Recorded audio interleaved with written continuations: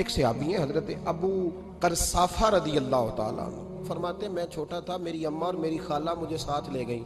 मैंने कहा कहाँ जाना है? कहने लगे आओ नबी पाक का कलमा पढ़ने जाना है। पढ़िए दरूद शरीफ सल्लल्लाहु, सारे पढ़िए, फिर पढ़िए एक दफा सल्लल्लाहु ताला अलैहि। हुजूर का जिक्र हो तो फौरन दरूद पढ़ना चाहिए। नबी करीम अलैहिस्सलाम की बारगाह में ना मेरी खाला और मेरी अम्मा दोनों मुझे साथ ले गई कलमा पढ़ने।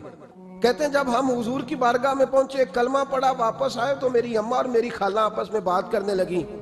मेरी खाला कहने लगी तूने देखा है उनका बोलना कितना मजेदार था। मेरी खाला कहने लगी तूने तो वो देखा है, लेकिन वो जो गुलाम आया था उसके साथ उनका रवैया कितना प्यारा था। तूने देखा जब वो खाना खा रहे थे तो पहला ख्याल उन्होंने हमारा किया।